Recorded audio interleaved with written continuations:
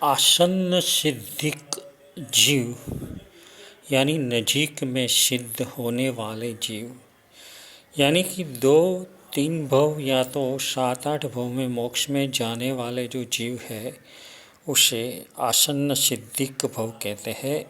और उनके जीवन में ये 4 नियम अवश्य होते हैं। विधि पालन का योग यानी कि विधि का ज्ञान होता है। विधि के ज्ञान के अनुरूप अपनी शक्ति के अनुसार विधि पक्ष की यानी कि मोक्ष मार्ग की आराधना करते हैं। विधि मार्ग की आराधना अगर नहीं कर सके ऐसे भी आसन्न सिद्धिक होते हैं, मगर उसको विधि मार्ग का बहुमान तो टिका ही रहता है कि हकीकत में ये ही विधि करने जैसी है, मैं नहीं कर पाता हूँ, यानी कि मैं अभी कोई भी विधि नहीं कर सकता हूँ, मगर अविधि तो नहीं ही करेगा। और चौथा है विधि मार्ग को दूषित नहीं करते।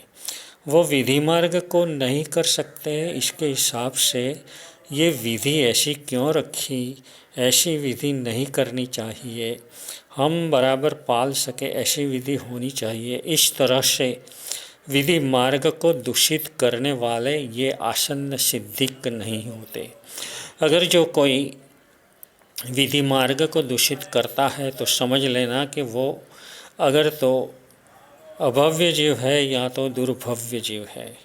अभव्य जीव जो कदापि अनंत काल तक मोक्ष में जाने वाले ही नहीं है, और दुर्भव्य तो अनंता संसार में परिभ्रमण करने के बाद मोक्ष में जाएगा। तो वर्तमान समय में वे लोग विधि मार्ग को दूषित भी कर सकते हैं, यानी कि अभव्य और दुर्भव्य ऐसा करते हैं। मगर हम अब ये 4 में से किधर है वो हमारे लिए हमें सोचने का है।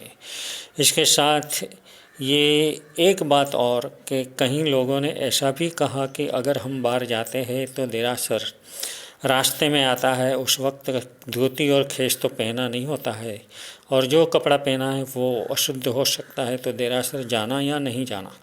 तो देरासर जा सकते हैं, मगर बहुत ही दूर रह करके भगवान का दर्शन करना है, क्योंकि हम अशुद्ध वस्त्रों से देरासर में अंदर जा रहे हैं। एक और बात कि हम चंपल पहन करके तो जाएंगे नहीं, मगर ऐसे जब बाहर जाते हैं तो भी चप्पल हमारा देरासर के परिसर में तो नहीं ही रखना है, नहीं तो हमें देव द्रव्य की जगह का उपभोग करने का दोष लगता है। ये सब बराबर ध्यान में रखने जैसा है।